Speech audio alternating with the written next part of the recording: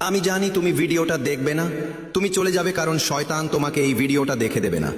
আর যদি তুমি দাঁড়াও তাহলে আমি বুঝবো তোমার মন এখনো উন্মুক্ত রয়েছে।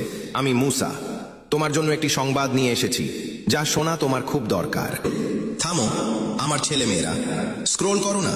হ্যাঁ তুমি, এই ভিডিওটি তোমার জন্যই। যদি তুমি এটি দেখছো তবে বুঝে নাও তুমি এখানে কোনো ভুল করে আসোনি। ঈশ্বর তোমাকে এখানে থামিয়েছেন কারণ আজ তোমার একটি বিশেষ বার্তা শোনা প্রয়োজন। অনেকেই এই ভিডিওটি দেখে এড়িয়ে চলে যাবে, কিন্তু তুমি রয়ে গেছো, আর এটাই সেই সংকেত। মহাবিশ্ব তোমাকে কিছু বলতে চাইছে। একটু শান্ত হয়ে শোনো। ভগবান, ঈশ্বর, আল্লাহ সব দেখছেন তোমার পরিশ্রম, তোমার কষ্ট, এমনকি সেই রাতগুলো যখন তুমি চুপচাপ কেঁদে সবকিছু ভগবানের ওপর ছেড়ে দিয়েছিলে। তুমি হার মানোনি, তুমি সব সহ্য করেছো, তবুও হৃদয়ে এক চিলতে আশা বাঁচিয়ে রেখেছো। আর আজ ঈশ্বর সেই আশারই জবাব দিচ্ছেন। শোনো, আগামী কয়েকদিনের মধ্যে তোমার জীবনে বড় কোনো পরিবর্তন আসতে চলেছে আমার আশীর্বাদে। হয়তো হঠাৎ কোনো সুখবর আসবে, থেমে থাকা কাজগুলো ধীরে ধীরে সচল হতে শুরু করবে, আর্থিক উন্নতির পথও প্রশস্ত হবে, বাড়ির অশান্তি ও মানসিক চাপ কমবে, পরিবারে ভালোবাসা ও শান্তি বৃদ্ধি পাবে।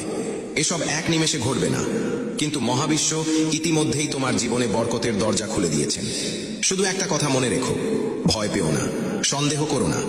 মহাবিশ্ব তোমার সাথে আছেন, আর যখন ভগবান পাশে থাকেন তখন পথ নিজে থেকেই তৈরি হয়ে যায়। তুমি একা নও, এই মুহূর্তেও মহাবিশ্বের দৃষ্টি তোমার উপর আছে। তিনি তোমাকে রক্ষা করছেন, তোমার ঘর ও পরিবারকে আগলে রাখছেন। যারা তোমার মন্দ চায় তাদের নেতিবাচকতা তোমার পর্যন্ত পৌঁছাতেও পারবে না, কারণ তুমি মহাবিশ্বের সুরক্ষায় আছো। তুমি যদি আমার এই আশীর্বাদ গ্রহণ করো তবে এখনই কমেন্টে আমি গ্রহণ করলাম, অথবা 5432 ভিডিওটা সেভ করো, শেয়ার করো, যাতে আমার শুভ শক্তি তোমার উপরে সক্রিয় হয়। ভালো থাকো, রহমত বরকত তোমার উপর বর্ষিত হোক।